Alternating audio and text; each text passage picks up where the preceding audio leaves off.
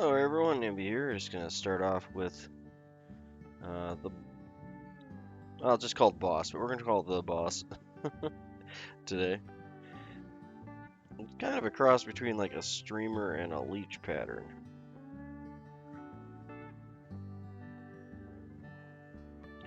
I'm just gonna get my thread base tied in here. We're gonna go all the way back just before the barb on the hook here. Good morning. The way this hook's shaped, it's a little bit on the shorter side, and I don't want to go into the bend. So we're gonna go right there, just before the barb, and tie that off. Morning, Robert. Sorry, I was a little bit slow getting started here. I was having some trouble finding some size 4 hooks that were kind of suitable for this pattern. And I found a few different styles to try out, but I didn't want to just jump back on the same size 4 gold ones I've been tying on, because I don't think that would look as good with this pattern. So I had to dig through my supplies a bit. Found these guys. So we are tying these on a size 4. Standard is the original pattern was tied on. And this one was tied by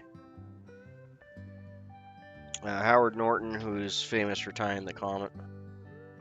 Or Cormet, sorry, not Comet. I don't have a lot of the materials that this fly was tied for, so we're going to be making some substitutes for the closest thing I have, because it has a couple kind of odd materials on it that I don't even know are legal to bring into Canada anymore. So we're going to be substituting a few things. It's all good, Robert. Don't get in trouble on my account. I'll be here when you're done. But the original pattern calls for a ringtail lemur tail fur, and I really don't know why. But the stories go that he also tied it with his cat's black fur. So if you have a black cat, I have a gray one. I probably could have stole some of his fluff for this, but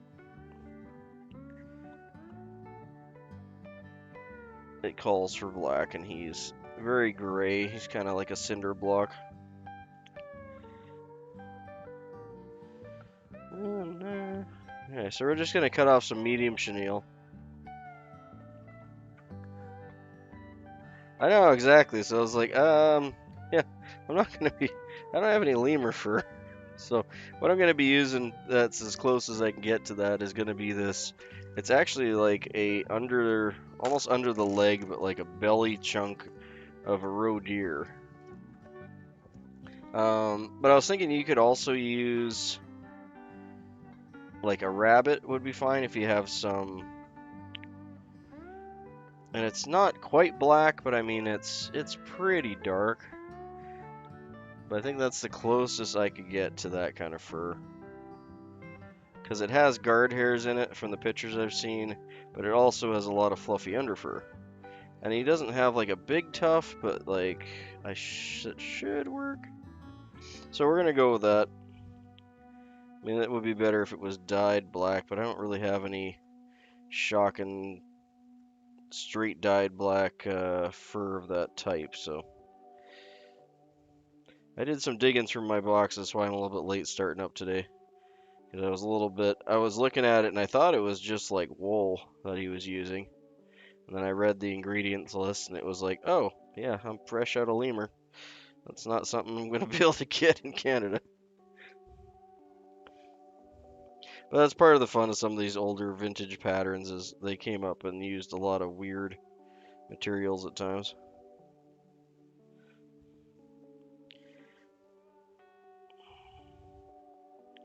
But yeah, he does say in there that he used his black cat's fur and he used sheep's wool and different stuff. So whatever you got, go ahead and make a substitute for that, because I'm pretty sure it's not going to be available at your fly shop.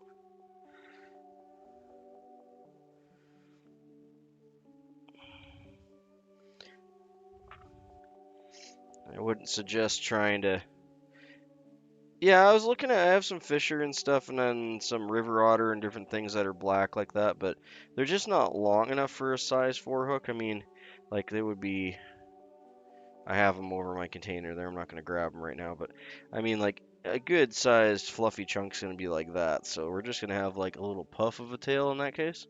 You could make it work, but I wanted that little bit of extra length coming off of it. So I'm guessing like here. And I know it's not black, but it's really, really dark brown, so I think that'll work fine for me.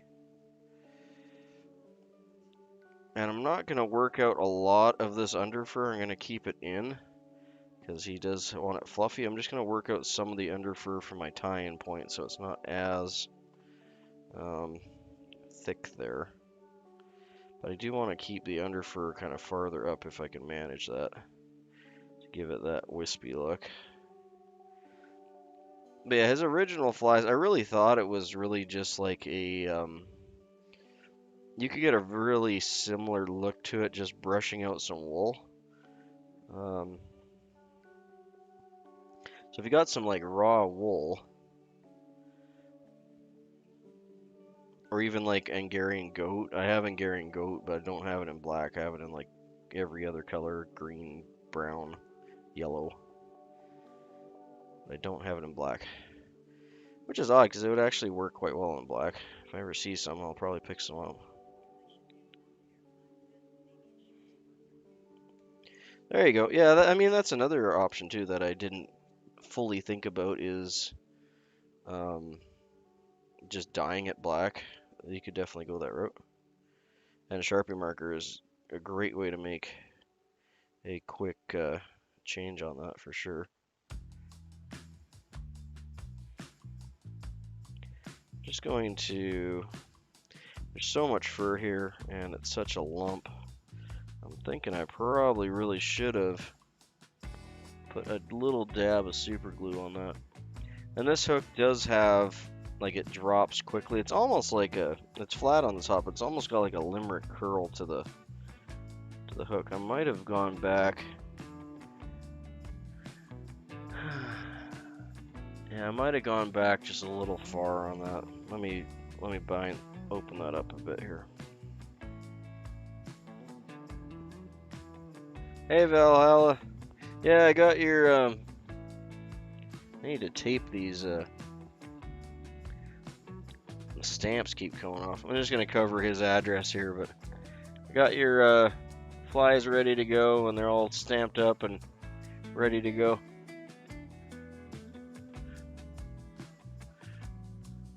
There you go.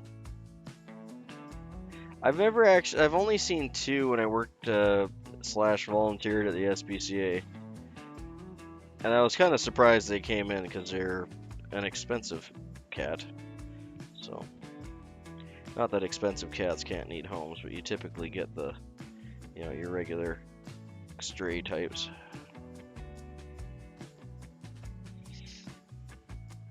Okay, there we go. That's sitting a little better now. It did twist on me a hair. Yeah, so we're making some substitutions to this one just because it's calling for a few odd materials. But I think we'll get there in the end. I have some black wool. I might actually tie one of these with a shuck of black wool out the back just to see what she looks like. I'm going to have to move my camera so we can get the whole tail in there. There we go. Yeah, his name's interchangeable. We can call him either one, depending on if I'm reading chat or not.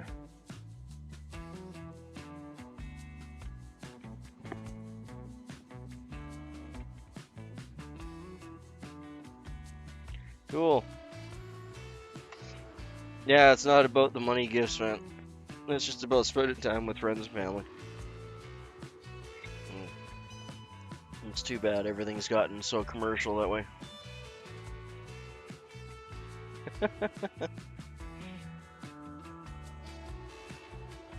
So we're gonna tie in some medium tinsel here. The strand's too long. I'm just gonna cut it in half. Give me a sec.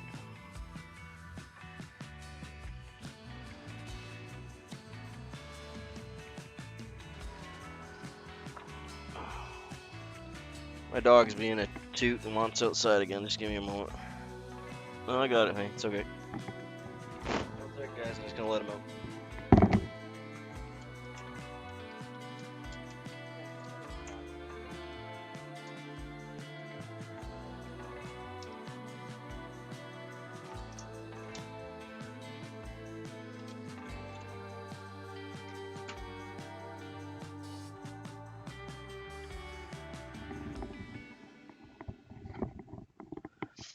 Okay, I'm back.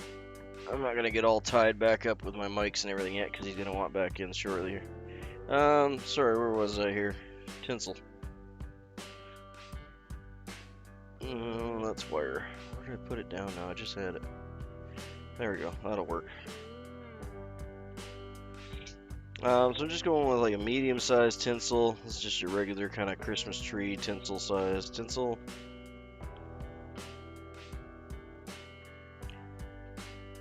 I might be able to go one size larger on this fly, but it calls for medium tinsel, so that's what I'm using.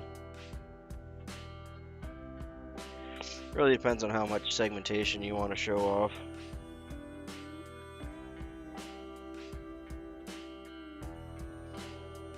If I was to tie this fly for my box, I would probably be making a good bit of modifications to it, to be honest. But, you know, that's what we get with a lot of vintage patterns.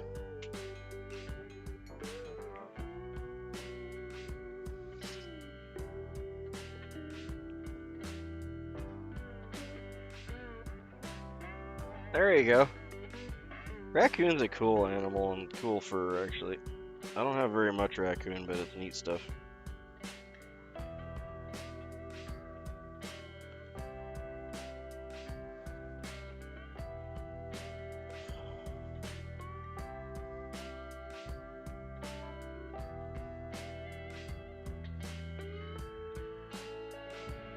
Yeah, I kind of figured you did because he's kind of everywhere.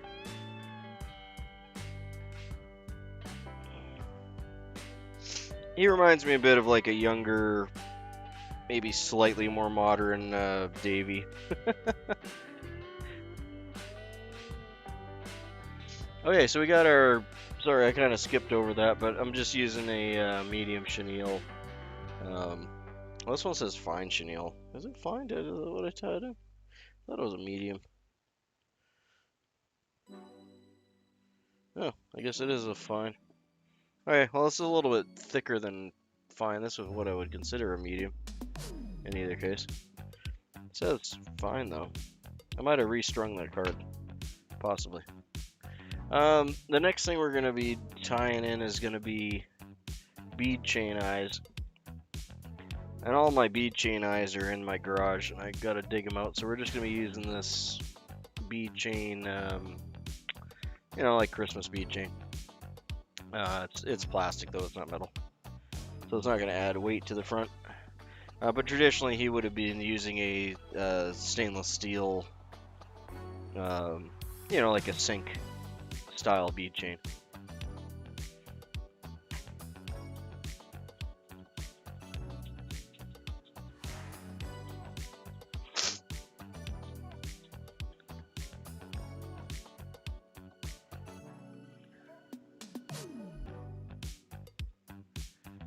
Glass dice, hey? Huh, interesting. I got lots of dice, but I don't collect them or anything. They just seem to show up. Especially if you're playing D&D and stuff, they tend to collect a lot of dice.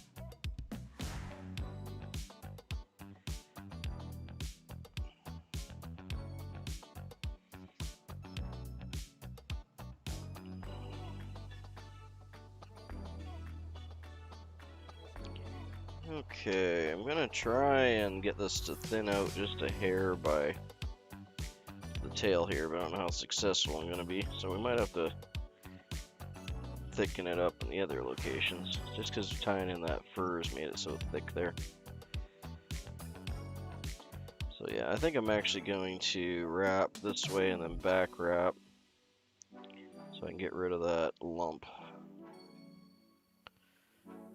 And apparently I used one size down chenille anyway without realizing. So actually, I'm going to... Glass dice is such an interesting type of dice. I don't know if I would have thought about using glass for dice. I wouldn't be worried about them breaking, I would just be worried about balance on them, that's all. But it's a cool idea. I'm not a huge stickler for, like, you know, legal dice and everything. As far as I'm concerned, dice roll's a dice roll. It's randomized, right? I'm just grabbing a, No worries, Rob. Enjoy yourself, hey, thanks for stopping in, it's always appreciated.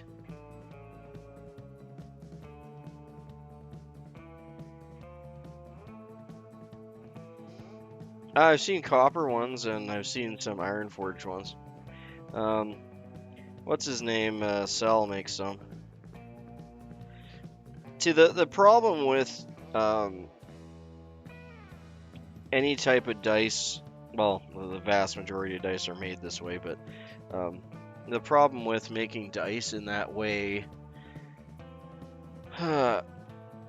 is if you have something molten, and I know like the vast majority of dice are molten at some point because they're generally made of plastic.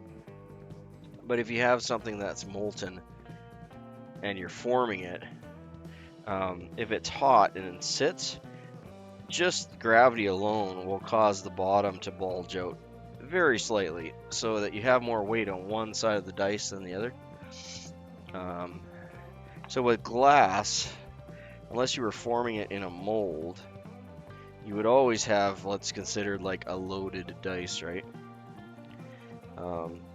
Because the way a lot of people used to cheat with dice would be to go and put their dice inside of an oven or something at like several hundred degrees, 200 to 300 or so, not enough to catch the thing on fire or deform it or anything, just to warm it up and make it soft thoroughly. And once it's thoroughly soft, that gravity will cause it to, I'm exaggerating, but very slightly. Exactly, yeah, it's extremely hard. You basically have to mold them and then reshape them and then balance them with the machine. And it's not necessarily hard to do, it's not impossible by any means, it's just it's to do it like so you're confident that it's done correctly is not an easy task. So that would be my concern with something like glass dice, and again, I'm not a big stickler for like, is the dice legally set? I could care less, but a lot of people do. And I know with glass, the only way to really form glass, unless you're cutting it, is to let it, you know, form it and let it cool, right? I'm gonna try and hand wrap this, but it's not. I might have to use the rotary to get this to go even. 1 second. Wow, my thread's just all spooled right up today, isn't it? But yeah, the only thing I could think of for making dice that would be legal with glass would be having it cool inside of a form so the bottom didn't bulge out. Because I know with working with molten glass, it, you know, in order to get it to shape at all, it's fairly molten. It likes to take the shape of whatever you put it in. Hence all the, you know, tricks and trials that the glass blowers go through. Most of their tools are just designed on that purpose, right?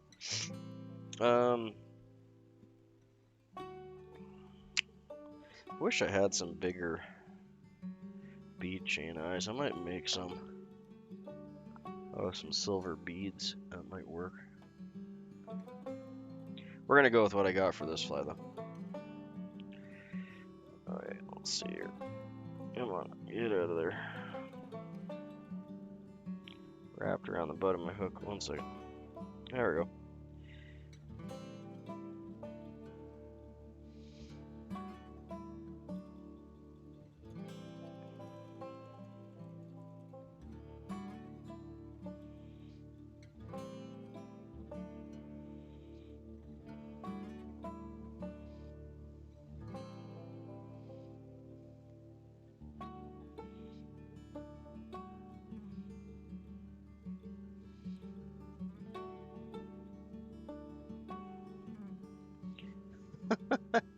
I tried to get an even body, but man, that's lumpy. Let me try that one more time.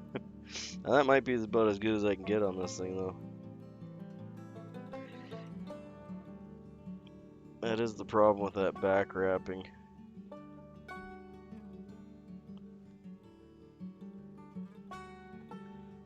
Yeah, there's a lump right there. I kind of got to decide what side I want to go over it on.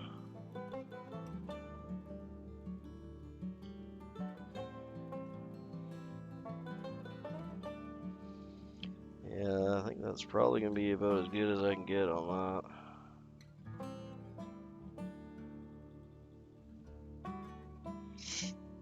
That's good. That'll do.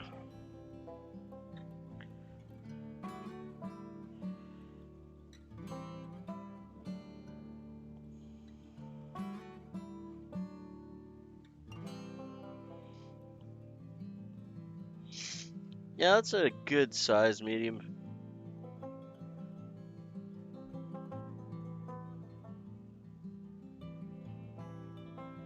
That's true, yeah. It depends on what options they pick, like through the copyright. I don't know if you've ever gotten one or not. I've gotten a number off of music that I've used that was copyright free and then ended up not being copyright free, which is really annoying. So what I end up doing is I just strip the audio out of those, because you have a few options as a creator how you want to deal with it after, and they'll give those to you at the time. No, it counts as watch hour. You can mess up the system as much as you want and get your watch hours up, and that's how a lot of people do it, unfortunately. The problem with going that route is once you go to get monetized and they review your channel, it's obvious that you had a whole bunch of copyright claims that you didn't deal with or that you did to get watch hours, so they're unlikely to give you the monetization. Yeah.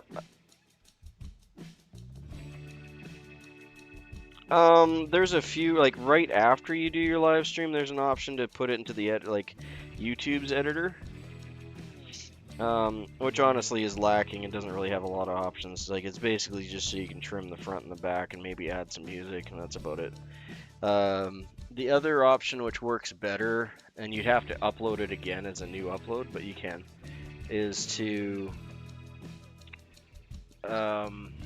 use Google Takeout and go into your YouTube section in Google Takeout, and you can actually download not only just your live stream videos or that video, but you can download all your videos. Yeah, you have to do it on PC, yeah, for that part, yeah. On phone, you have some very basic options to edit it through the YouTube Studio, but again, very, very basic. Like, most people would just, I don't bother, but a lot of people will trim the starting section out, like the first minute or two, so that they don't have, that dead spot in the middle or right at the start where you're getting everything set up like I normally have.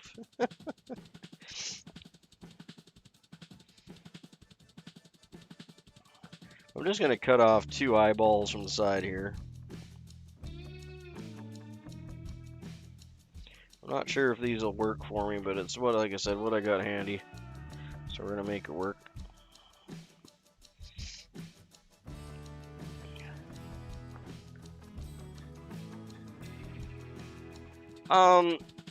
It's a bit of a bear, to be honest with you, I'm not gonna lie. I only got one camera set up right now, but I do have it set up so I can have several cameras. I have one above me here and one off to this side, so if I'm working with materials, I could switch camera angles. I can bring in, different effects like the little dudes at the bottom and all that stuff. OBS works, in my opinion, the best for that, but I mean, you can use StreamYard, you can use Stream Elements has some stuff. You need an application to do it, basically. You can't just whip it.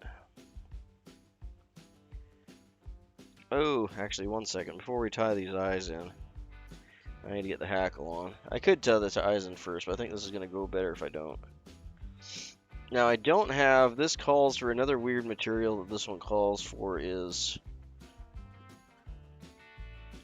bright orange hackle. It looks like I actually had a couple of my hackles go floating away somewhere. That's excellent. No, not necessarily. I mean, it's handy, you can, and I do. But like OBS, you can have it set up to output to something else, and then you can go live. But it just, a lot of the features will work better if you do have it linked to your account. So like in OBS's case, I have it linked to, not to my account, but I have it linked to my stream key, which is basically just like a password specifically for that stream or for that band of streams. You can create as many stream keys as you want. You can have one for a new one for every single live stream you do, or you can just reuse the same live stream key, which is what I do for the most part anyway. I have about 6 or 7 live stream keys set up for different types of live streams I do. So that way it'll also save all your settings on the YouTube side for each key.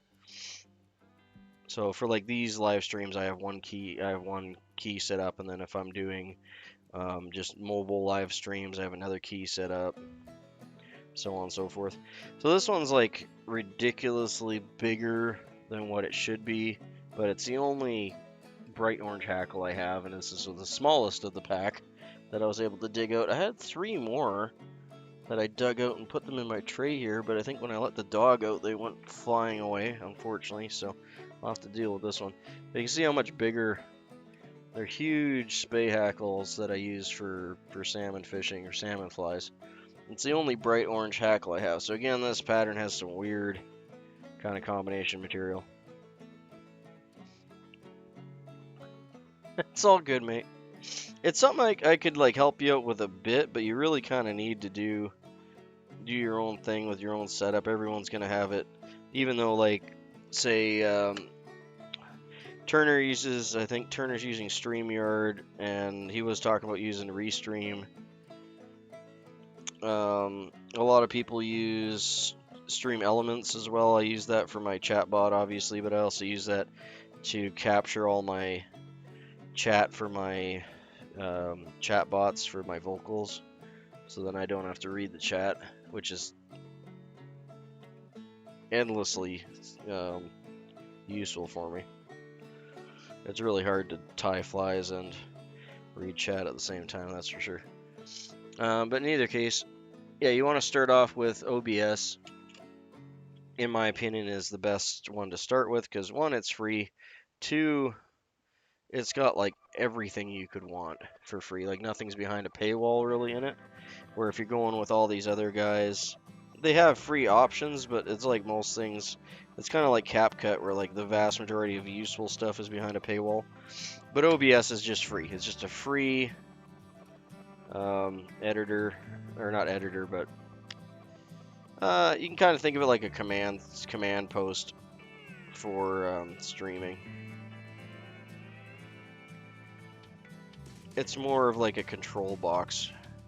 So like if I was doing, like I come from a background of audio and video editing and mixing, mostly video, but it would be like your audio mixer you'd have on the table with all your channels and everything like that. It has an input and output, but it doesn't actually do a lot for editing at all. It's morely just to grab a number of different inputs and output feeds and then put them out to something useful.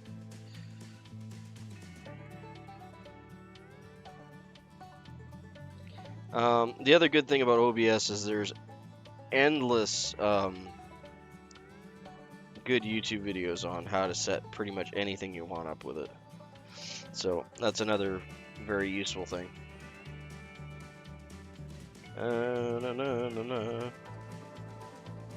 Yeah, if I was to tie this, I would totally change this pattern up. Yeah, I'd recommend starting with OBS. It's laid out and very similar to Adobe Premiere as far as how it has its boxes and kind of layout set up. and it doesn't cost anything, which is a great thing. If you fire that thing up and you're just like, oh my god, this thing is crazy, this is way out of my wheelhouse, I can't do this, you know, you just uninstall it, right? You're not losing anything. If you sign up with, say, like StreamYard or Restream or one of those other services, which is fine, there's thousands of streamers out there using it. It's not a bad service, and like I said, I do use it just in little bits and pieces. If you go that route, then you're kind of stuck in their little ecosystem, which isn't necessarily a bad thing if that's what you're using. But the nice thing about OBS is it's completely free, it's its own little ecosystem, and it works offline too, which is nice. So if you lose internet for some reason, or if you're in an area where you don't have internet for a little bit, or you're just editing offline for a while, like you're doing mobile stuff or whatever, lots of different reasons you'd want to be editing or using it without internet, you can, which I like that option, being that I live out in the middle of nowhere.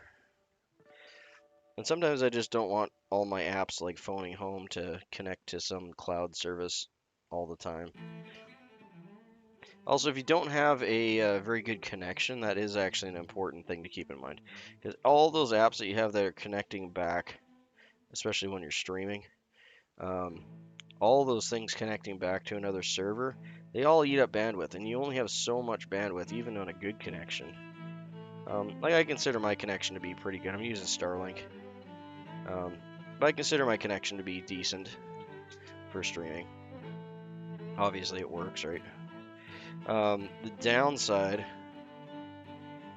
is that, like, everything you do, whether you're actually broadcasting it out or not on your router, takes up bandwidth, and you only have so much bandwidth before you're going to start getting artifacts and shakes, and video is so demanding. So another more important thing too is to have your cameras not running on Wi-Fi. All my cameras run on USB. I have a direct connection into my computer through USB-C for all my cameras. And why that matters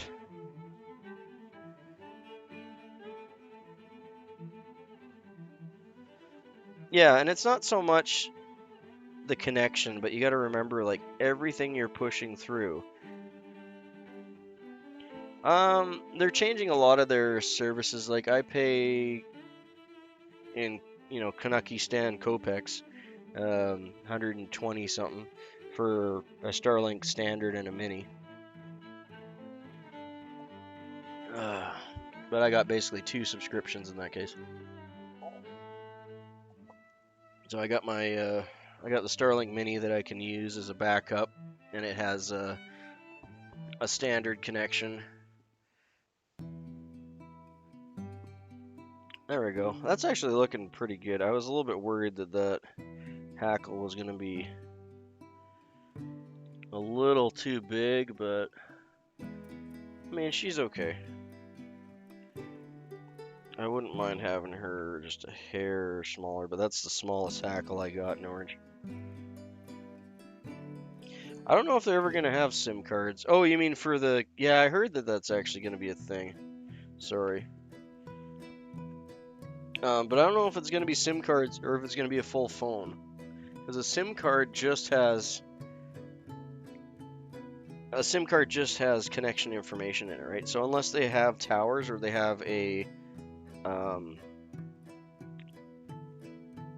an agreement with a tower company to reuse their towers and resend the signal, which is going to be pretty unlikely, because why would they...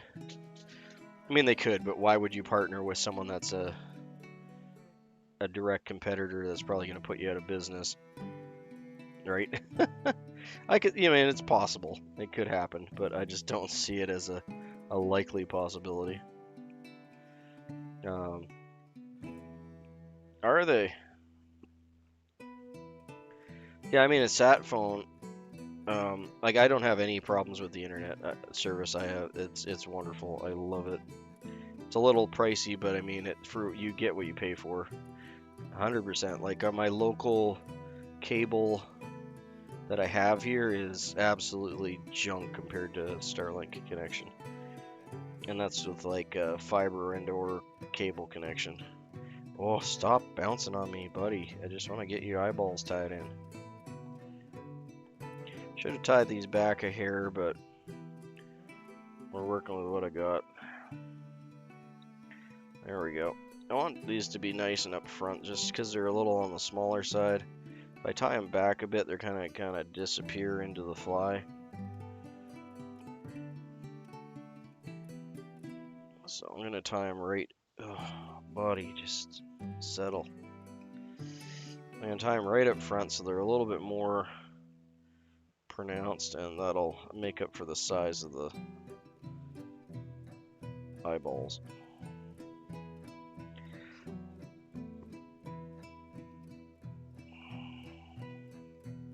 There. Yeah, I think overall those are good. That'll work. They definitely look like little bead chain eyeballs. But if I tie them back on the head, they'll look smaller, so having that definition and spot change will help just to compensate for that. Yeah, one important thing to keep in mind.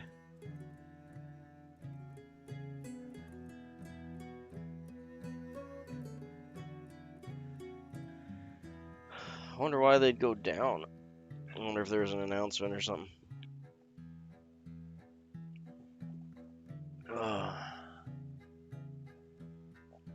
You might just want to ride out the rest of the trading day and see if it goes back up, because a lot of times things will go down in the morning and go back up.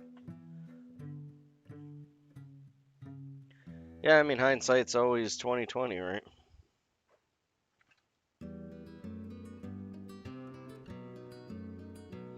I used to love trading, but then in 2008 I lost a ton of money all in one day while I was on a lunch break, like everyone else. And I'm like, yeah, I'm good. I'm done now. I'm not gonna do that again. I lost more money in like 2 hours than I made in the whole year, so.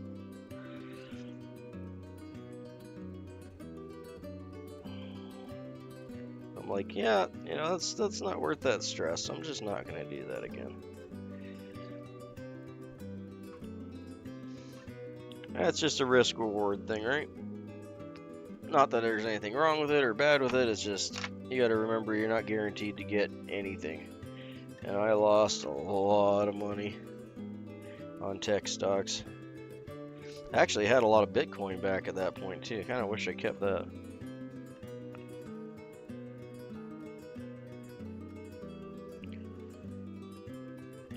That's the nice thing about investments is like it's yours, right? You can do whatever you want with it. You can keep it in there until you're dead. You can take it out and spend it. You can invest it again.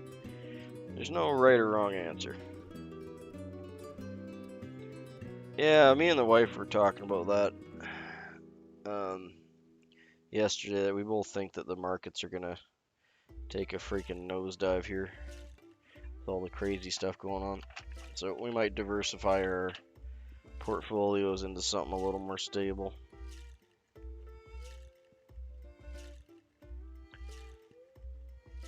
Oh, that's one of the reasons probably why the stock took a dump. I heard this morning, just when I was going through all my short news feed stuff, that China has successfully come up with a new processor base that's like, I can't remember the exact numbers, but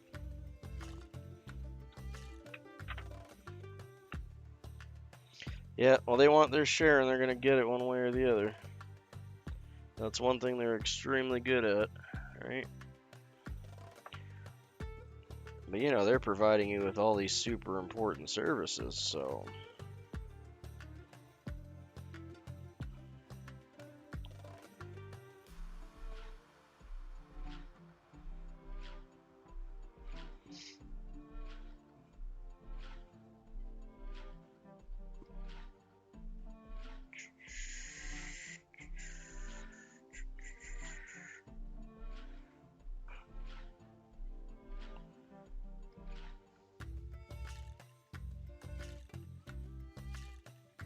Just gonna get a little more behind that eye there. Yeah, nobody benefits from new wars coming out. Well, like I said, we're gonna stay off of the politics stuff, but as a general statement, wars don't help anybody. They never have, they never will.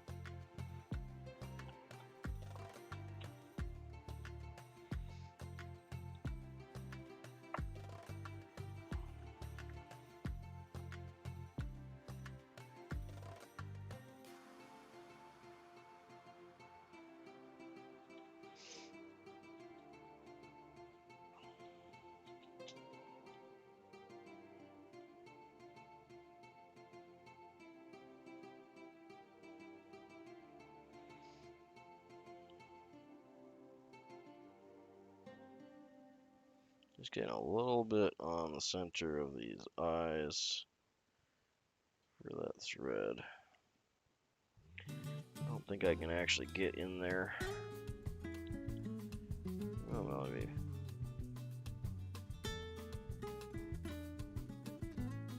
Yeah, I got a little bit in there. That'll work. Alright. I have to clean out that eye, though. I think I got a little bit in the eye.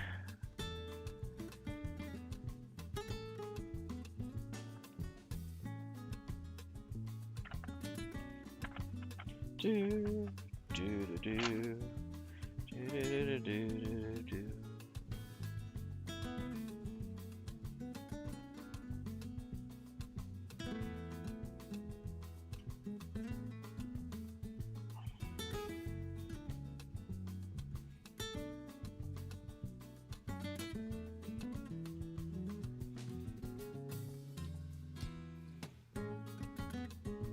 That's an interesting way to think about it. You're probably right, actually. Yeah. You like that's literally when you break it down. What you're doing is you're saying that you putting your money there is going to grow faster than putting your money into your own pocket. And you may be right, and you may be wrong.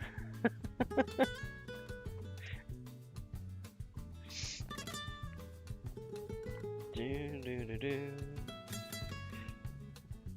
But another way to look at it in the same token, like if that is the way it is, can you grow your business faster by investing with another company and then taking the profit from that and folding that back into your business, right?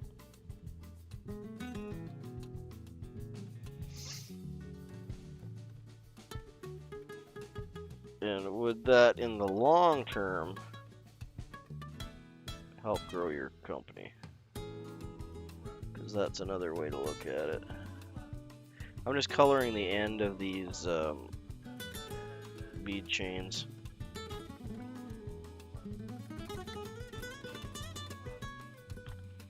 Yeah, and again, there's no right or wrong answer in that, right? It's all to do with what you feel like is working for you, not working, and how risky you want to be with your investments and what you're planning on a return and time frame and all that stuff too, right? Because any business you're building up, you really should be thinking of like at least 10 years out. Most companies don't anymore. They're all just next quarter, next quarter. Oh, I've worked for and seen so many companies that the CEOs have just trashed in order to try and make extra profit for like one quarter. Like Hewlett Packard was one of those. And yes, I'm going to throw some shade on them because I will never buy another Hewlett Packard product for as long as I live. And I worked for them for 7 years. Just with how shady the practices were with that company. It was horrible. It was so profit driven. It's not even funny. And I know that is what business is about, but it's like your competitors aren't doing all the nasty stuff. Why do you have to do all the nasty stuff, right? Yeah, and one day Hewlett Packard fired, was it 48,000 employees in America and Canada, or North America anyway, including Mexico. And then shipped all those jobs off to Thailand. And the same week, after they laid me off and everyone else that was working for them, they messaged like the top of us back, including me, and offered us 3 times what our pay was to move to Thailand to teach these people how to actually do the job properly because they were failing so bad in the first 2 weeks. So, very ironic. And of course, I told them to where the door was and how to get out. I will never use one of their products ever again. And because of her, it was a female CEO at the time, and because of her decisions, the company basically went bankrupt within like 2 years. And then she lost her job and they put someone else in. But like the choices she made were so bad. Like, yeah, the company almost went completely zeroed, like how what happened to Compact. In any case, that's an old thing. There's plenty of documentation on the whole issues online with all that. But yeah, there's been many corporate decisions for greed and profit that really don't work out very well for them in the end.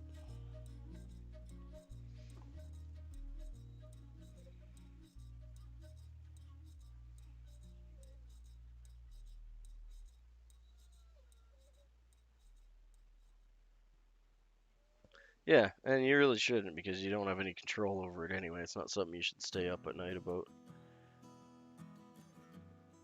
It's all numbers in a cloud somewhere. Okay, so that's the boss.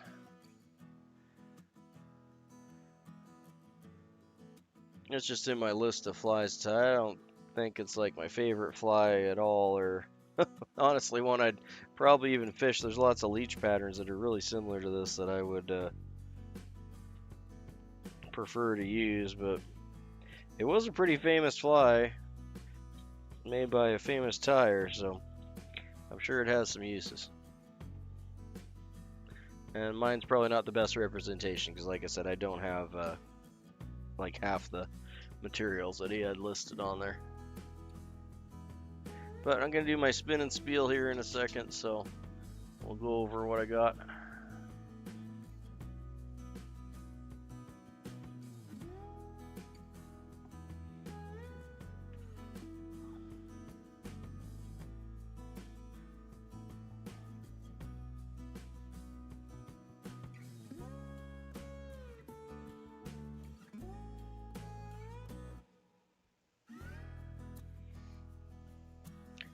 Okay, we need a cork for him after too. We'll put him in that one.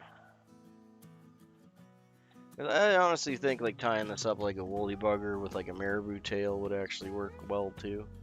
And given I don't have the right fur back there, but marabou I'd actually think, now that I'm thinking about it, would probably be a decent substitute for that.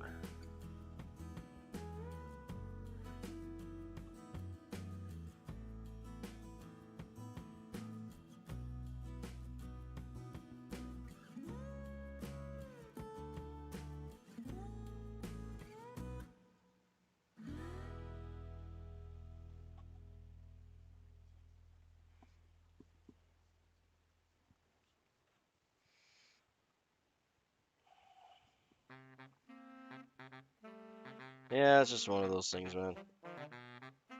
You shouldn't do anything in your life in that area just to impress people, because you're not gonna really go anywhere with it. They're not the ones putting the hours in for you, right? So their opinions don't matter.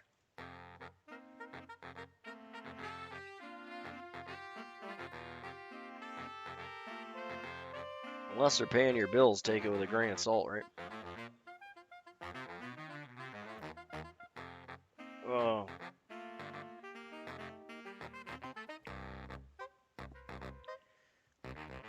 Okay, so let's do our spin and spiel here. Second.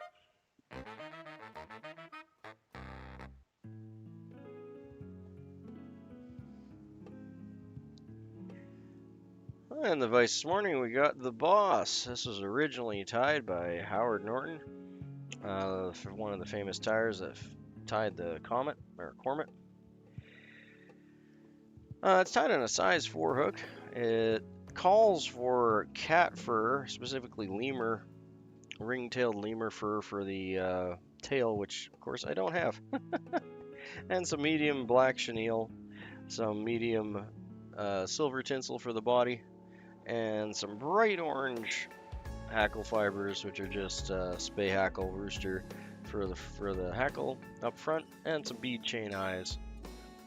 It's an interesting looking fly, I'll give her that, but I think I'd make a few changes to the pattern. I tied it the best I could with the materials I had, but given it's an older pattern, I didn't have a good number of the materials that it was calling for. But still, good little pattern. You can add a couple of those to your box. I think some good substitutes would be a marabou tail or some wool tail, and probably some sparser red hackle instead of the bright orange. But overall, it's a very similar pattern to something, say, like a woolly bugger or what have you.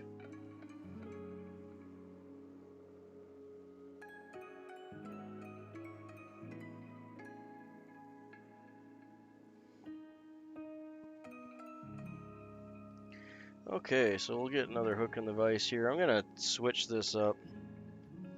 And it's not very often that I'm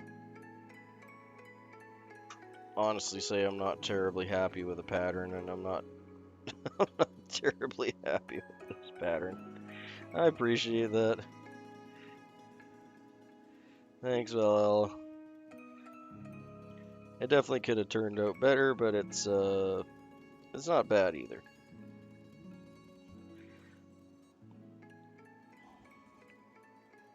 But yeah, it's just not my style either, you know. It's not not there's anything wrong with the fly. I'm sure it'll catch fish all just fine, and it was very, very popular, so obviously it worked, or people wouldn't like it. But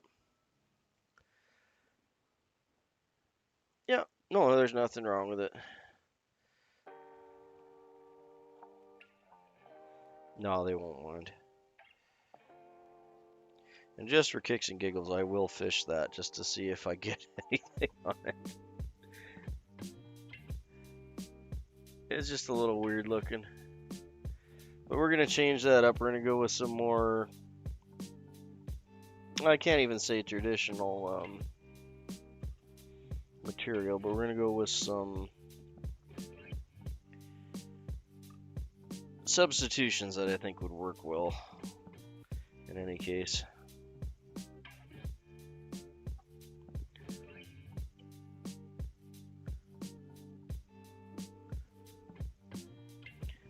Okay, so trying to think where I got some black wool.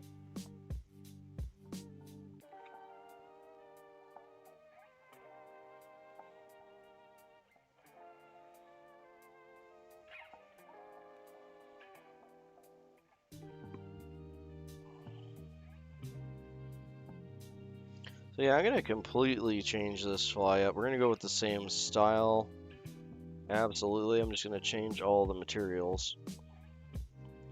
And I might have to do some digging here because I don't have a lot of this stuff super handy. So you'll have to bear with me. But we'll see if we can make this thing look a little better.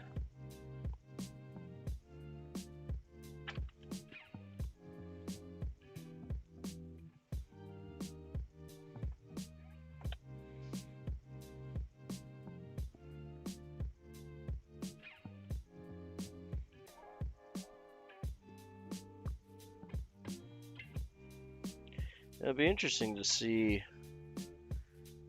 Where did that?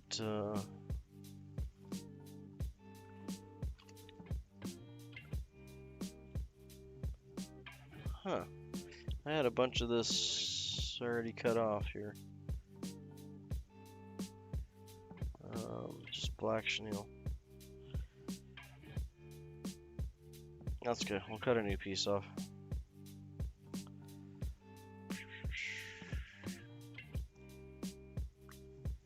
If I find the piece I'm missing, I don't know why my material always seems to walk away on me. It's not like I'm moving anywhere. But it does. Okay, so for the tail, I'm going to do two things here. If I got some... Do I have... Do I have some black I can use in here?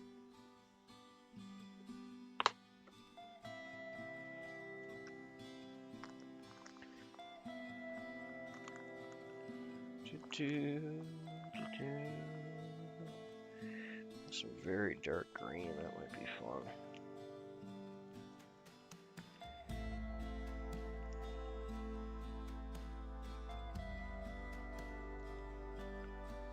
That might work.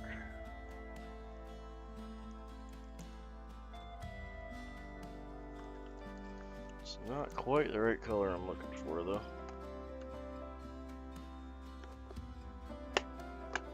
Let's go with, one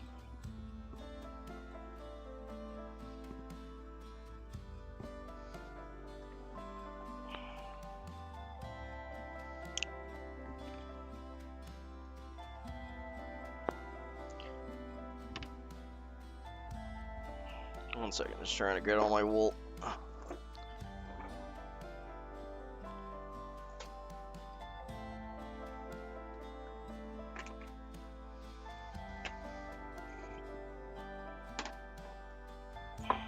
Like I said, not perfectly ready for all this, but ready enough, I guess. We'll make it work.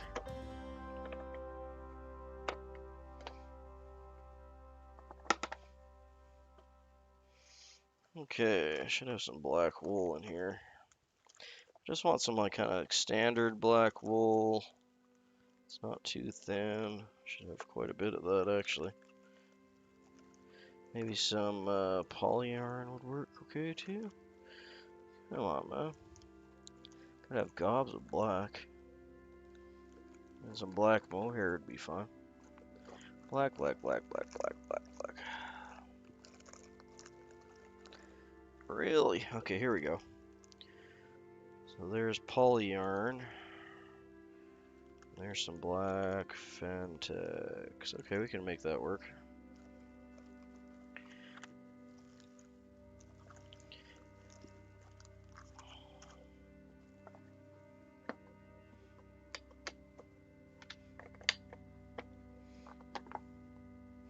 Alright. Let's make this boss a little more bossy. Make him a little more pretty. Gonna grab some a black hen saddle here as well.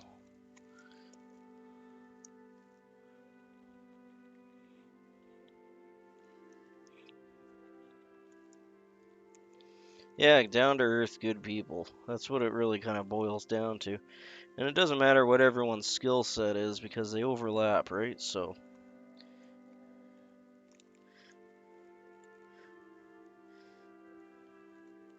Come on, buddy. Where's the black one? There we are. Sorry, I got a few hundred hen hackle capes I gotta dig through. There we go. Got a black one. Hey, Muddy, good to have you in, mate. We're doing up a boss fly. Let me grab it for you here. I wouldn't say I'm unhappy with it, but I'm definitely want to make some changes to it. This is the original vintage pattern with the best materials I have. It has some really weird materials like ringtail lemur and stuff, which I don't have. So, did the best I could with what I got there, but we're going to make it even better with some random additions.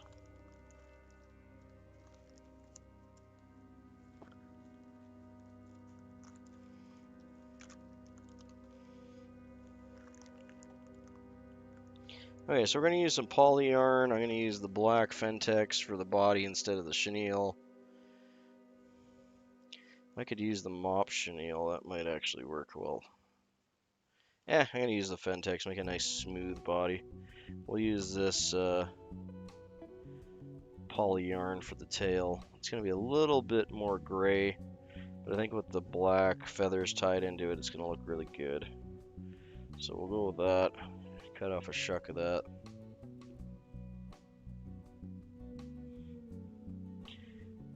I'm only cutting off, or I'm only using this as like an underbase for the tail. It's just gonna make up the tail. First thing I'm going to do is untwist it, just by going backwards on it.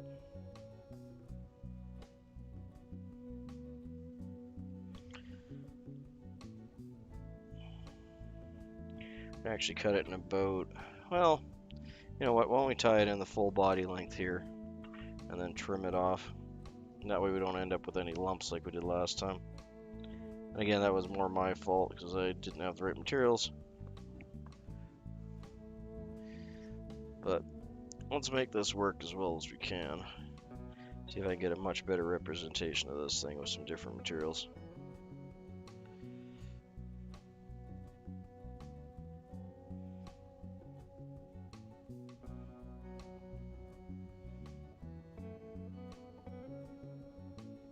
Just tying that in right along the top.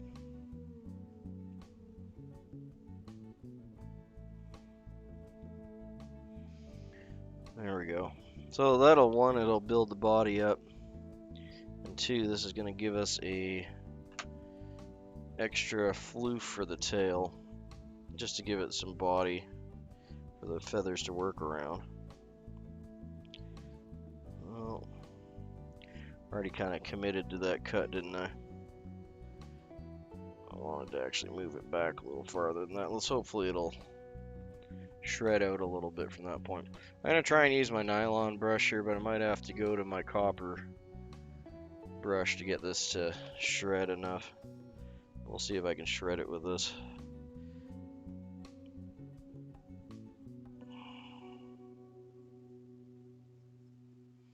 All I'm doing is just literally just brushing it, trying to separate all the fibers, puff it out.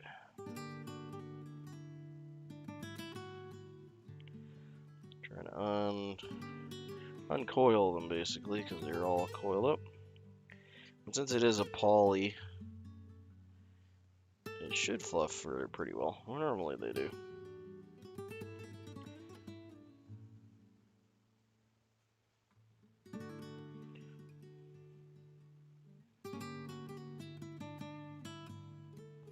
Okay, that'll give me the fluffiness. That worked pretty well, actually. That's what I was looking for. I just want something to have some substance. And the water's not going to really unfluff that so much. There we go. That worked out well. Now we got a nice little fluffy tail. Just a little piece of poly yarn.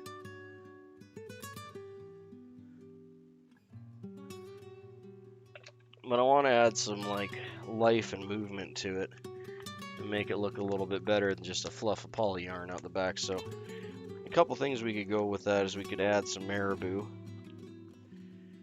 But instead of marabou, I think I'm going to go with this hen hackle. Oop. Apparently I had a bunch of loose feathers on there. Okay, I'll grab them after.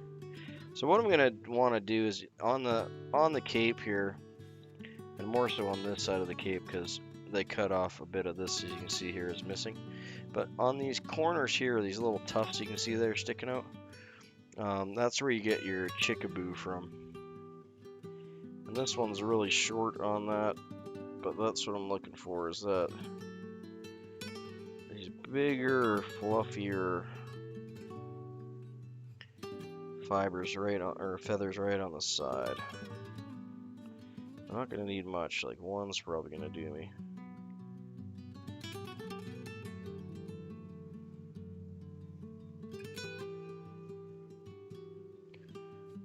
Again, this is a hen hackle, not a rooster or hen saddle. There we go. So what we're looking for is actually these lower fibers here. So I'm going to pull this back. You can see all these ones here are going to be very similar in reaction to the marabou. It's coming from a similar place on the bird that you would be getting the marabou from, like a turkey. It's not ideally exactly the same, but it's really, really, really close. I'm going to be taking my time and just tying this in about probably 4 locations around that. And that'll be the equivalent of having a short marabou tail. The reason I'm not going with the actual marabou is, in this case, length. I don't want it to be overly long. And yeah, I could just shorten the marabou up, but I want it to stay wispy all the way around. So we're going to tie our two main longer bits, which are the wispier bits on either side, and then we'll do our next bits, which will be slightly stiffer on the top and bottom.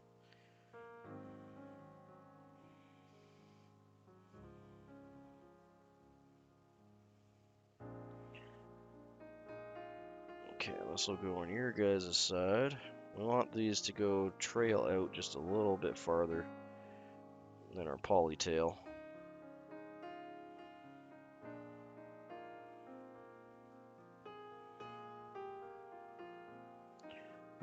There's probably nothing wrong at all with the original pattern. It just really is not tickling my fancy.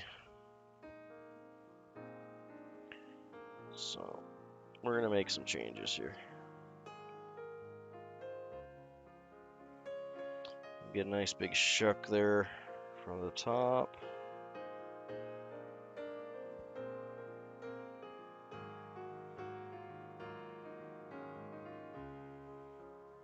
All good, mate. Yeah, you're welcome to just hang out.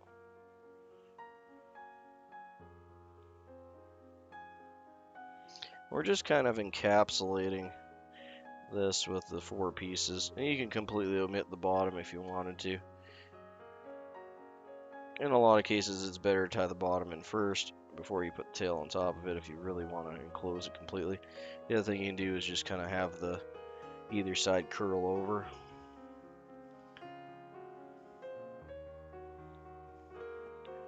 But that'll give you a much more lively tail than the deer hair did. It'll really move in the water. I'm wondering if I should cut that. I'm going to cut some of these rakuses off and then I'll tie the rest in, just kind of roughly, just to get rid of some of the bigger chunks there.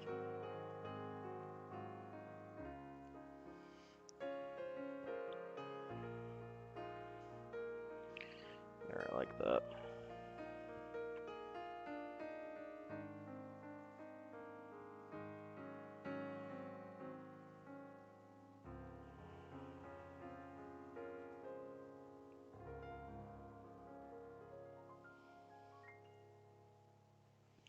There we go. We still have a somewhat smooth out body. Much better than the beefy chenille. There we go. I like that. I think that looks a lot better. Nice shuck black. I could probably put, yeah, we'll put a little bit more on the bottom here though.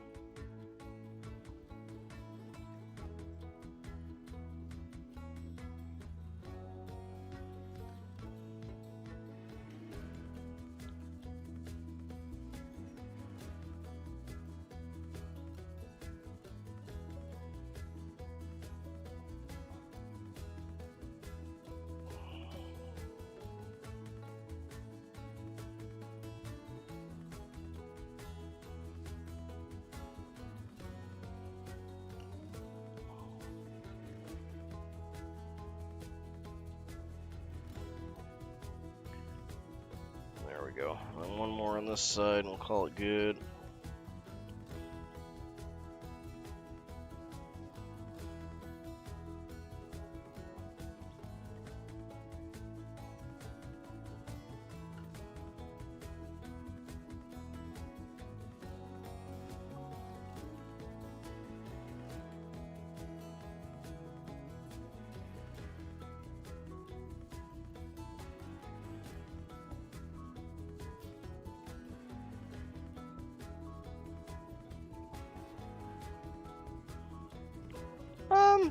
Yeah, I'd have to say it's been doing better lately.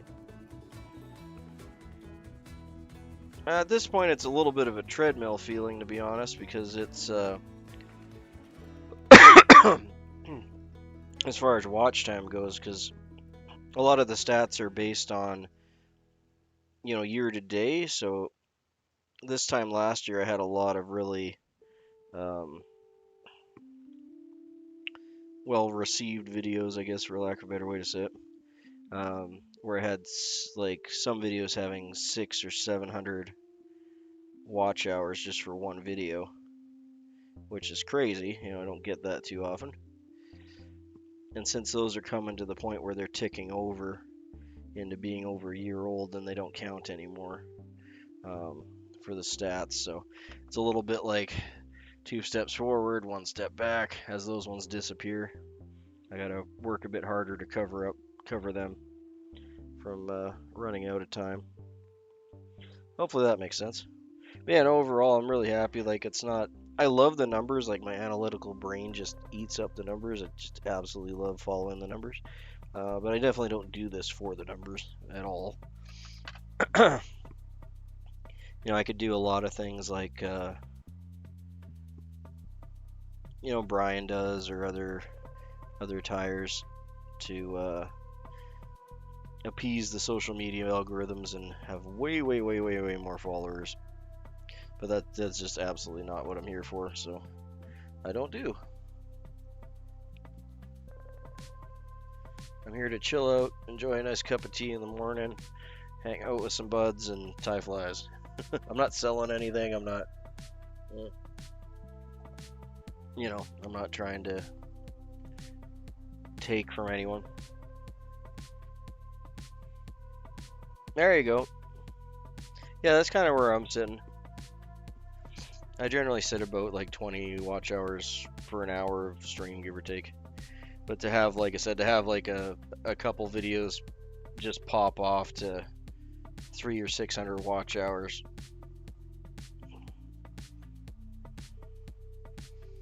Yep. So I have been upping my effort a little bit here to try and cover for those videos that are gonna be disappearing in a month here. So making up for those. I'm really getting close to my 4,000 watch hours again. I was right there. I was like 3,862 or something. And then a bunch of those bigger videos dropped off, and it was like I dropped right down to like 2,000 watch hours again. It was like, oh,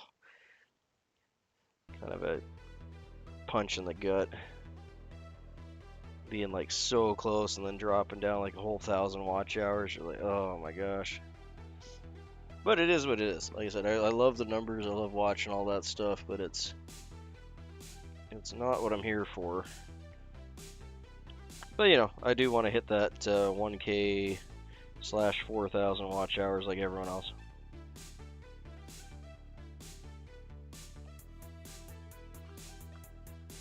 That's the other thing too, is like you can chase all those numbers with those different groups of people, but they are completely different. Like at least in my little niche here, the people that watch shorts are completely different than the people that watch live or long forms. Yeah, I mean, you just keep doing what you're doing, and eventually you're gonna find your people, right? And your people are gonna show up and either support you or not support you. Like it really boils down to that. If you use all the algorithm tricks to, in my opinion, again, anyway, if you use all the algorithm tricks to try and get more subs, they'll just be hollow subs. They won't be there to support you in the end of the day, right?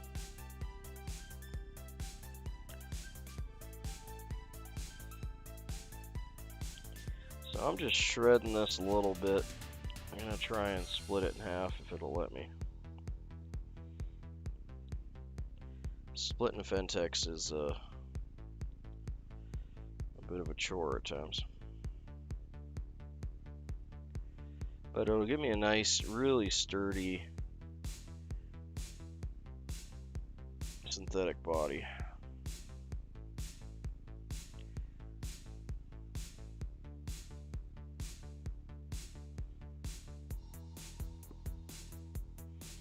I might have to tie this in at full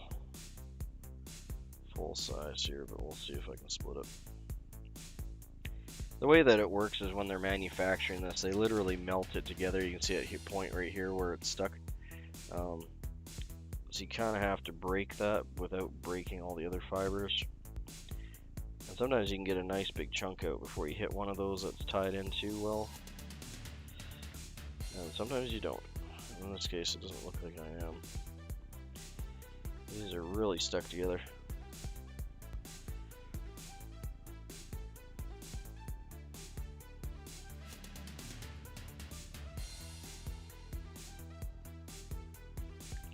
There you go. Yeah, and that's the thing is, like, honestly, with any YouTuber, like, the 95% of it is just showing up every day, just doing it, right? Ugh, that really didn't work well. Yeah, that's the most important part, right? I don't know if I have enough to make this work. That's a really kind of junky Fintex pull. It could have went a lot better. I'm gonna try it and see if I got enough here. If not, I'll just tie in a full piece. I was really hoping to kind of thin it out a little bit, but we're gonna try and see if I got enough to wrap that. Should be like just enough if it does work.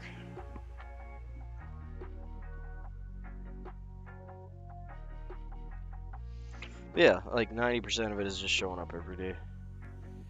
And your people will find you. That's the whole point of having an algorithm. Otherwise, you may as well just run your own website and post your own videos, right?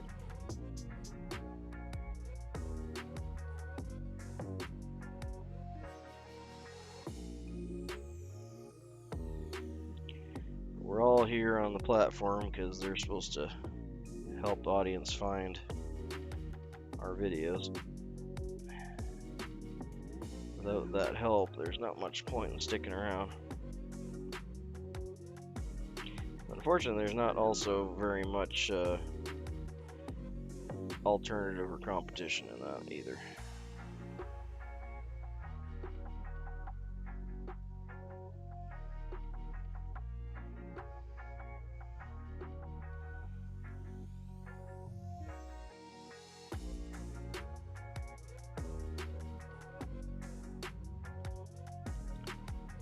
Okay, I'm just doing my best to make a smooth body out of this really chunky Ventex.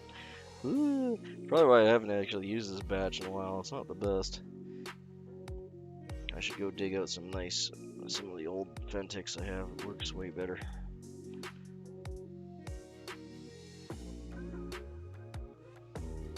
But we're making it work. I did have enough, so yay.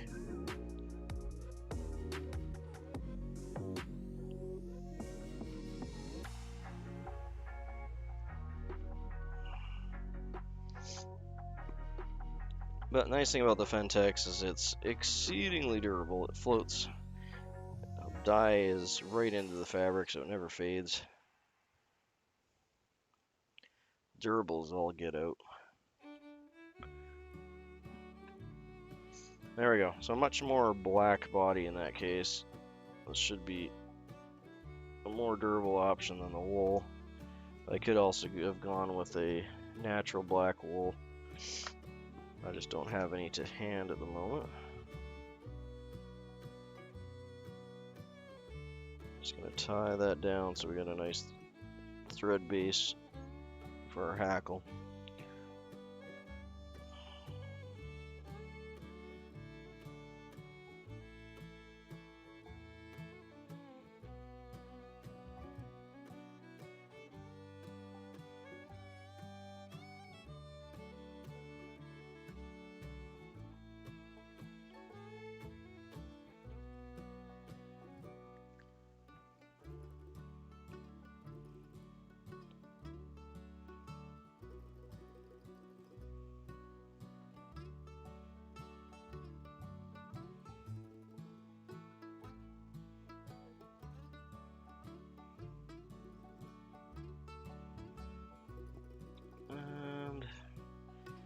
Yeah, I might actually rotate this out. I think I can get a cleaner rotation. Get a half hitch on that and rotate it.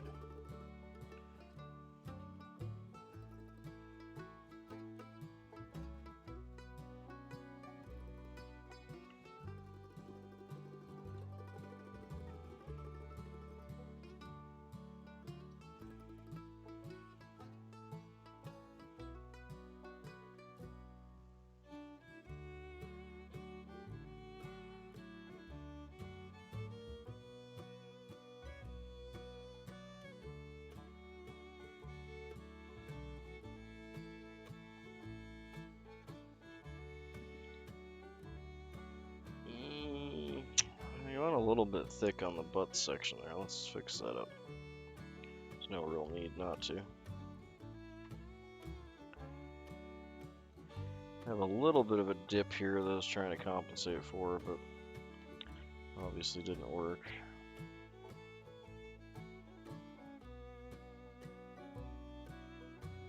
Ooh, that made it worse. 1 second. Let's try reverse rotation, see if I have better luck.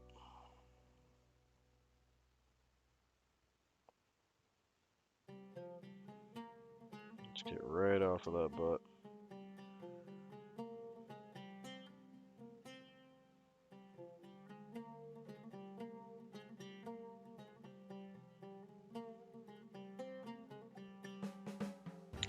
That worked good to the last one.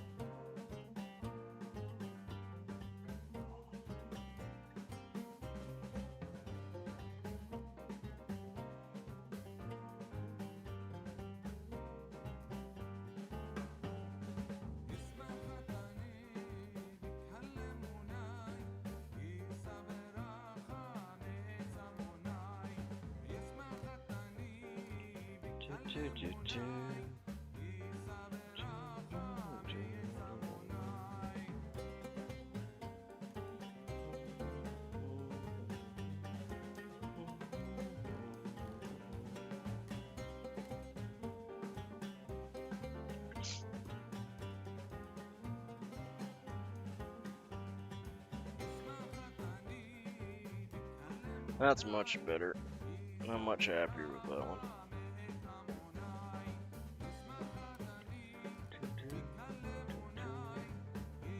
Okay, and for the hackle on this one, I'm gonna be using just a regular orangey red rooster hackle instead of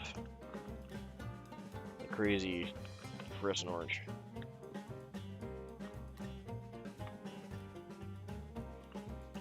Last bit of tea.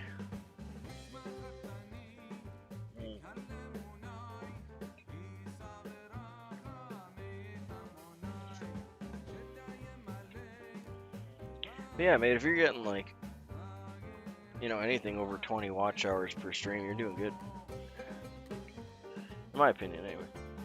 Of course, there's lots of streamers out there that's horrible numbers, but I think that's great. Because you figure that out, if you're getting 40 watch hours a stream, if you want your 4,000,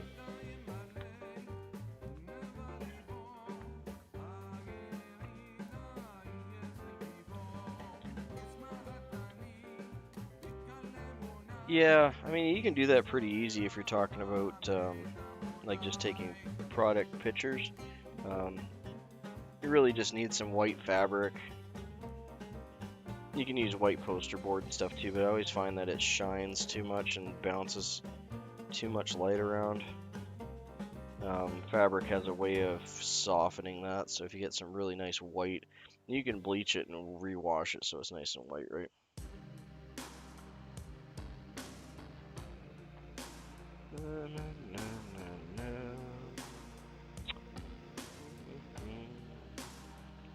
Do I actually have one here already? Huh, I do. Okay, well. I was gonna take one off of this nice saddle, but looks I actually have one sitting on my bench already, so we'll use that. I'll pop this away.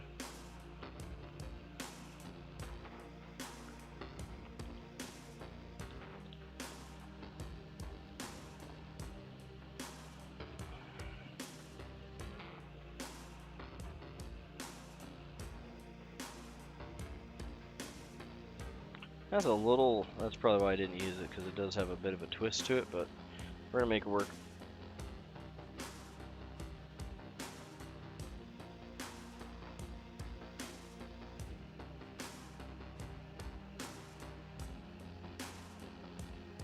Yeah, I mean, having a dedicated space, especially if you're doing the business end of things, right, is important.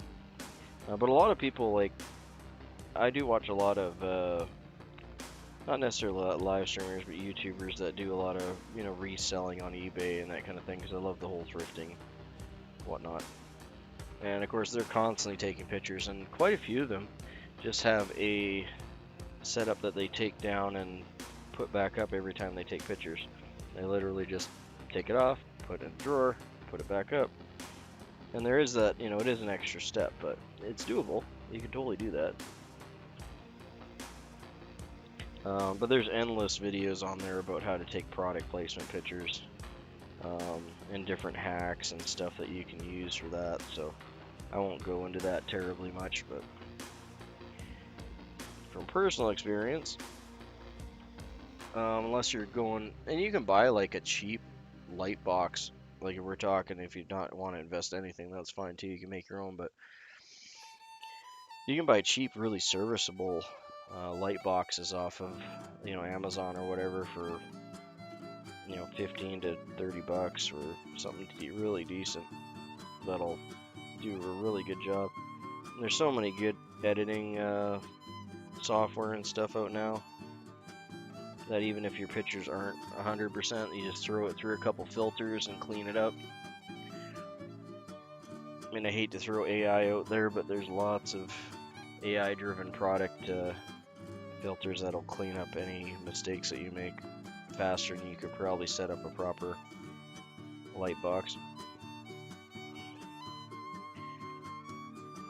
But the benefit of having a nice manual setup light box is you're in control of everything.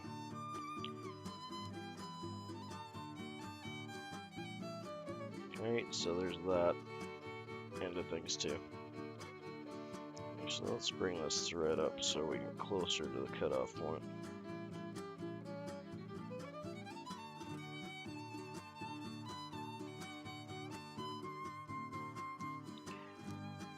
And with your stuff too, like the kind of things you're going to be selling, you might be better off, instead of a white background, to have, you know, find some interesting looking wood or something, and or some bark, or, you know, have more of a natural aesthetic to it, right?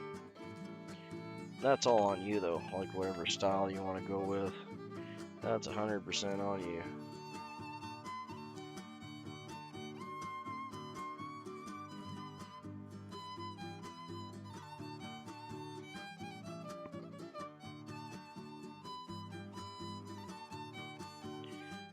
One thing you can do that I've done for lighting, like if you have some decent LED, if you have some decent LED lights, like they don't need to be anything special, just like flashlights, right?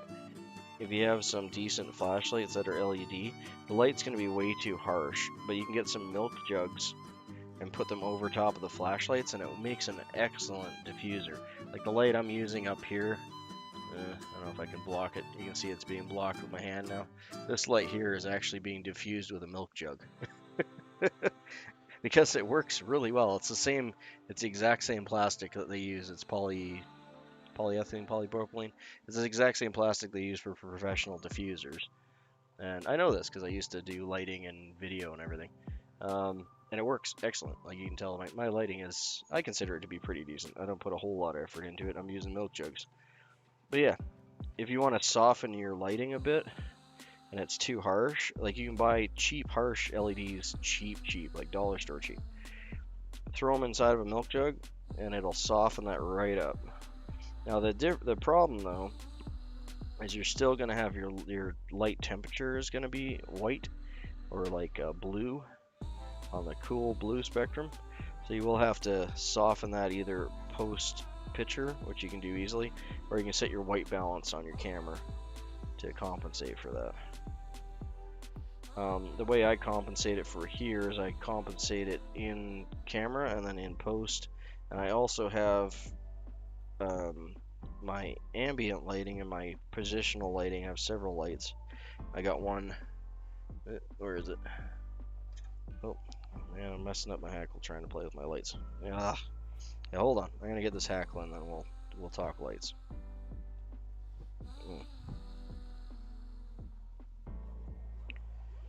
That was my bad. Not your fault, Valhalla. That was all on me. I just wasn't paying attention.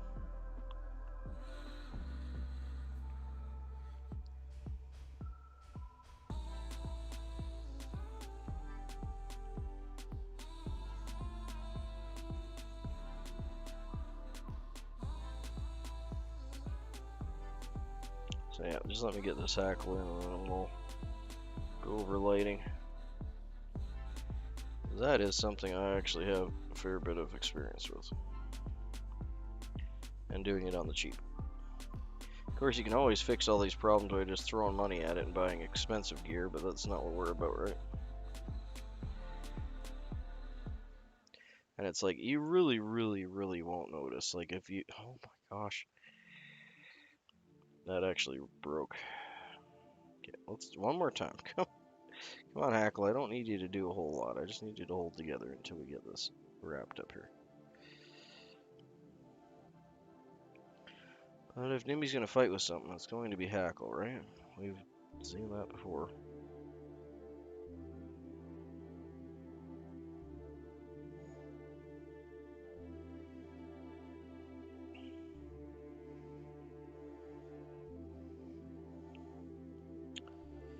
I'm trying to kind of rush myself to get this done so I can show you the lighting stuff. I'm not paying attention to what I'm doing.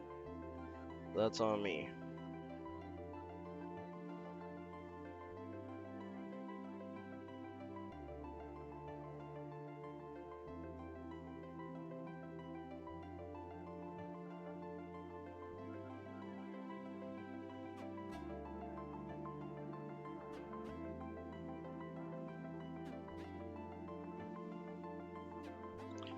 I cut a few fibers in there, but that's not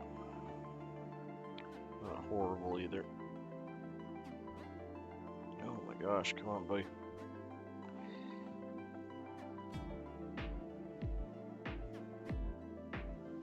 Where are you coming from? There we go.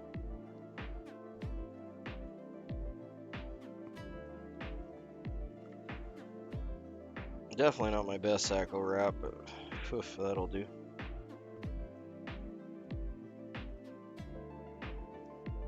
But yeah, I mean, you could have like a shop lamp for like working under your car, and those are actually extremely handy. If you got a couple of those around, because you can change the bulbs out, you can go from incandescent to LED, warmed LED blue, like cool light. You can put all sorts of stuff in there because it's easy to find standard, whatever it is, A1 or 8, whatever the standard bulb type is, you know, for household bulbs. Can't remember off the top, man. But you know what I'm talking about.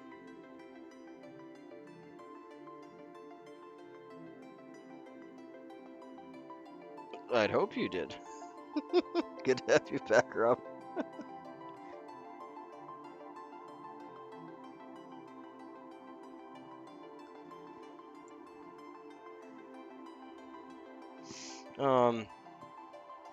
But yeah, something like that, like just a standard light that you can hook and position somewhere.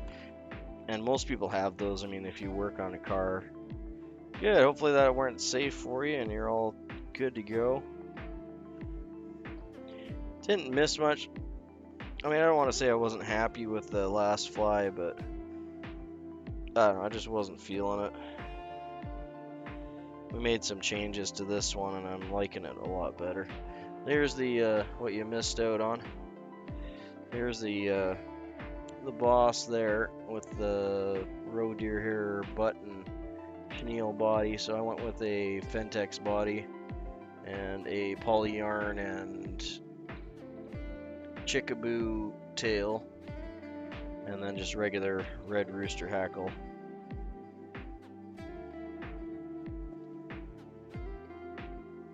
Freezing rain is not fun. That's like, I don't mind, or I don't like to complain about weather, but I don't have any use for freezing rain, that's for sure. Thank you.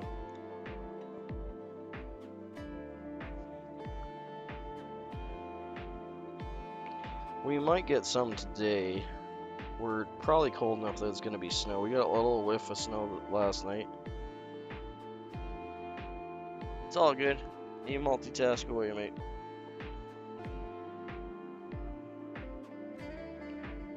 Hey, morning, Ewaz. Good to see you, mate. Don't mind me. I'm just cutting off. We're cutting off some bead chain eyes. Here, I'm just using silver.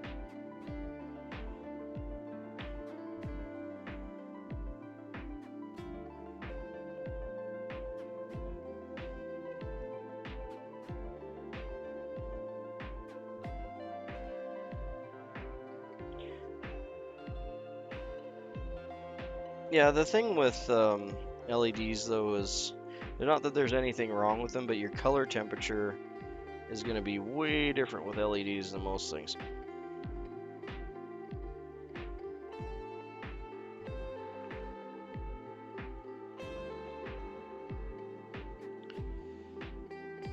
Alright, I'm just going to tie that in again. I got too many hackle fibers stuck in there. I want it to behave. Behave.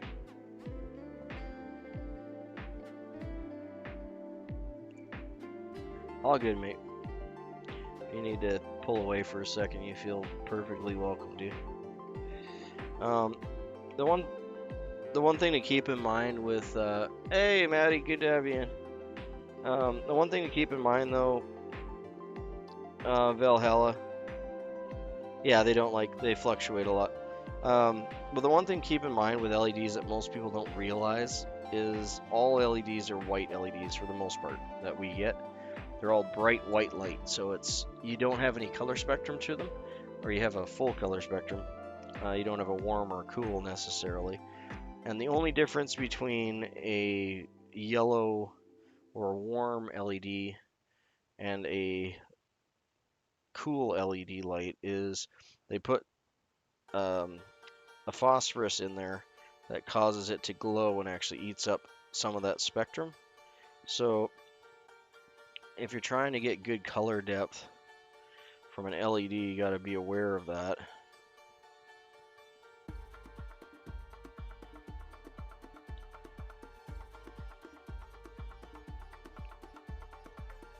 Alright, I'm just going to try and get this wrapped in here. And it's not like it's a bad thing or anything, it's just you have to be aware that that color spectrum is being blocked. So you lose light. The warmer you go, you actually lose lumens. So you have to compensate for that. Yeah, so you're probably better off with cool colors for those, unless you want the wood to stand out. If you want the wood to stand out, you might need some warmer colors, or the wood's going to look kind of bluish. But again, there's so many apps out there now that doing a lot of this stuff in post after you take the pictures is probably easier than trying to compensate for it during the pictures. Not that one way is better than the other, or one way is the right way. Oh, these hackles are just driving me nuts. I don't know why they're pointing all over the place. And just enough to be annoying too. It's not like that they're all doing it. Just like 5 or 6, but I don't want to cut them out.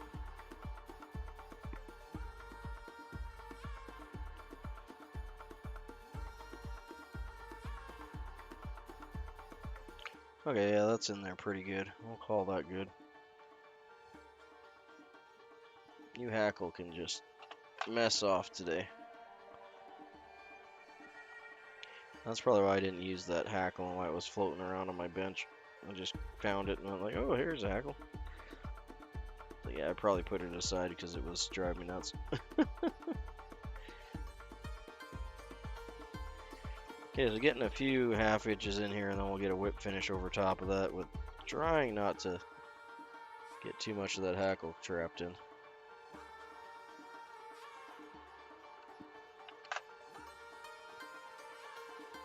Yeah, there's gobs of really good light box, product placement picture stuff that you can look up on YouTube.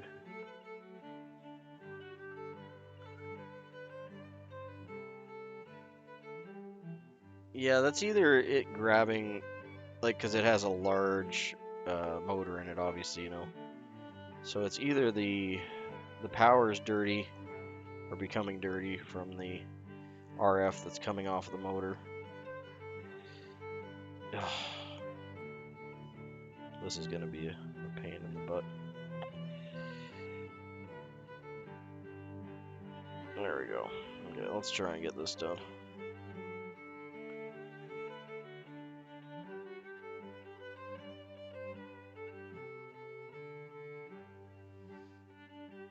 Yeah, LEDs. The main reason that LEDs become expensive like that is the phosphorus that they need to block the different spectrums can be actually pretty expensive. So, in some cases, they just overcharge and people pay for it, but in a lot of cases, like with the light above me here, that's... Yeah, I'm just trying to get like over the eyeballs and around all that hackle without trapping the hackle, and I think I actually managed not to trap any, which I'm really surprised, to be honest, because it's just going... It's a punk rocker. It's going friggin' everywhere. I don't really see a reason for it, other than that the hackle that I tied in had a real bad twist to it. But, you know, at the end of the day, it's all good and done. That's all that matters. Okay, let's get that, where'd I put my Sharpie? All my stuff always walking away. Yep. Hey, good to see you. Welcome in. I'm just going to color the edge of the bead chain that's sticking out just to give it a little kind of black eyeball.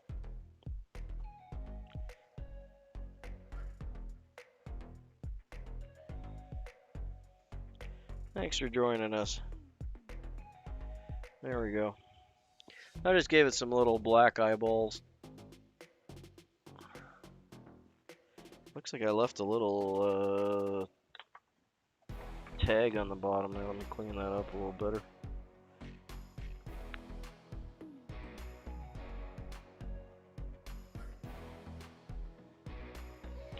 Alright, let's get some head cement on there.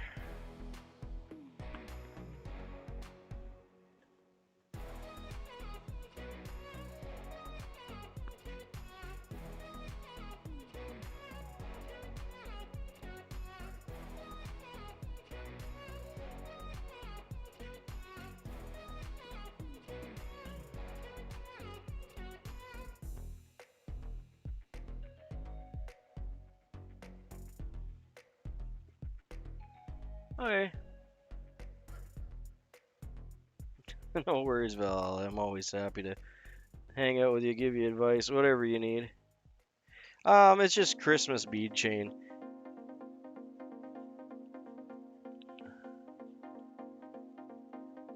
Oh, that's not good. Antibiotics suck, man. I know they're not as bad as some medications, but like all the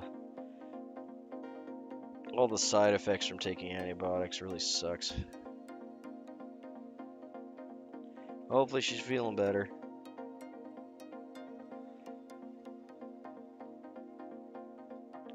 Yeah, that does not sound fun.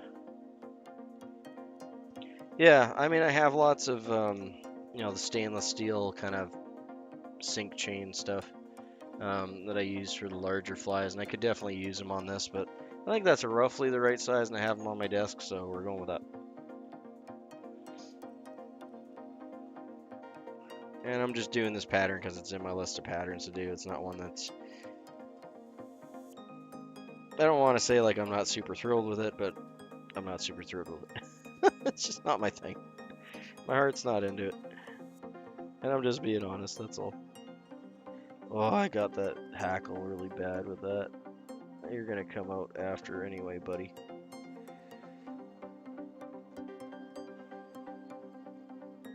Just getting some Sally Hansen's in between the eyeballs here.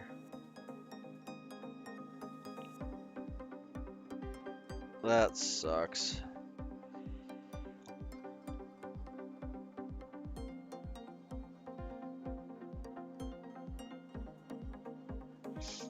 I've had some bad infections like that were like just coughing up nasty stuff.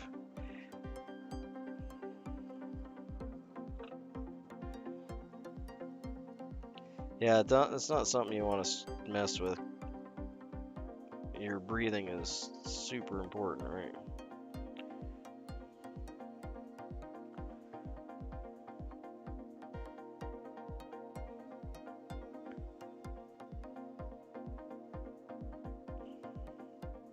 There we go. I got some googly eyes on there.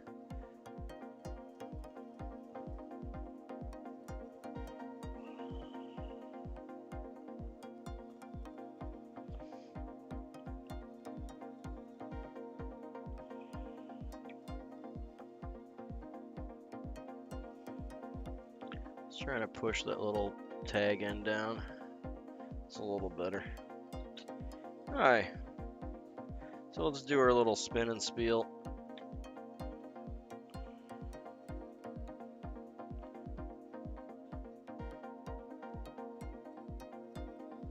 Yeah, it's not something you want to mess with, because like even if it's like asthma related, or especially with infections, like it can really cause problems with your heart and other stuff too. Like it's definitely not something you want to take lightly. A lot of times with breathing problems, they'll bring you right into like a cardiac part of the hospital, because it's so. Nope, I'm losing my bead chain. Come on, man. It's a problem with the round things. They roll off your table. Sorry, brains stop working here. Let's get our rotation and spiel here.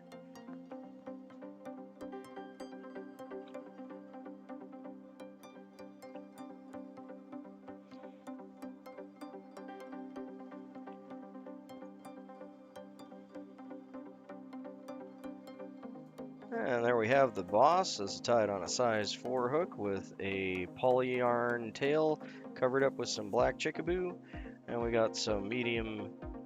Got a medium rib going all the way up with some black Fentex for the body, and some red rooster hackle, and some bead chain eyes. Pretty simple little fly. This was originally tied by Howard Norton, who was the original tyer of the Cormet. Cool little fly, had a couple deer box, eh?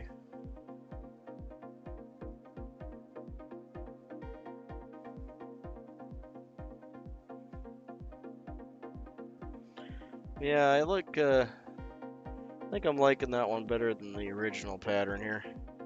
There's the original. Well, as close as I can get, because it's calling for ringtail lemur, and I don't have that for the tail, so we went with some poly yarn and some chickaboo, which is a lot more reasonable.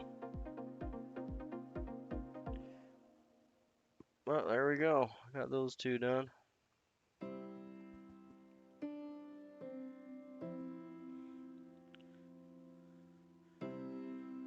Okay, that's that pattern covered.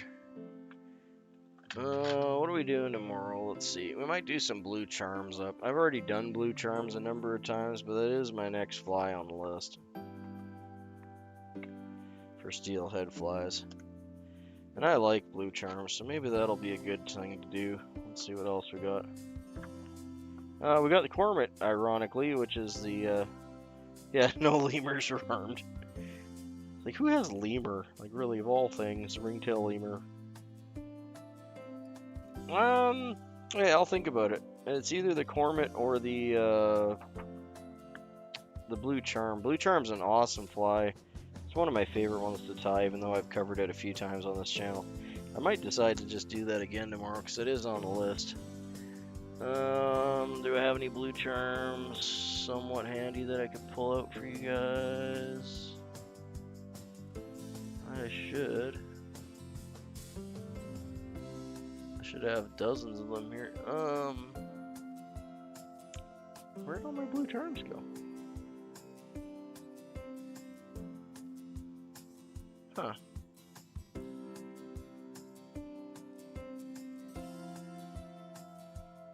Alright, well, a blue charm's like a very classic steelhead fly. So much so that it's generally like on the cover of most steelhead tying magazines and that kind of thing. It's kind of like the Royal Coachman of steelhead flies.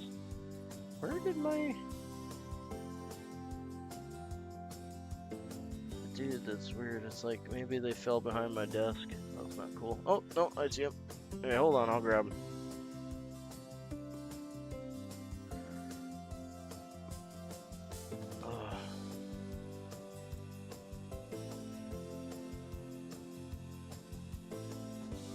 Yeah, part of one of the things I read said that he actually tied it with his hair from his black cat. There we go. That's more like Maddie's style. It's a lot closer to like an East Coast salmon fly, but that's a blue charm. So we'll probably be doing up some of those tomorrow, maybe. They're beautiful little things, eh? But that's the next one on my list is these guys here. I've already covered them numerous times on the channel here, but they're a lot of fun to tie. Actually, if I'm gonna tie those tomorrow, maybe I'll leave that out. Call that good. Ugh, I'm getting way too many flies up here. Is that possible? Okay, there we go.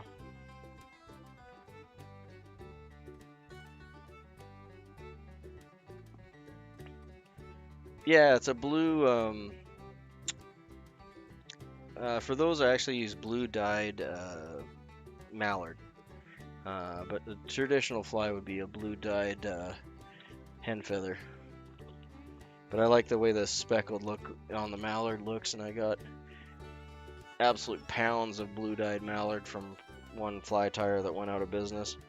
So I got lots of it to use up.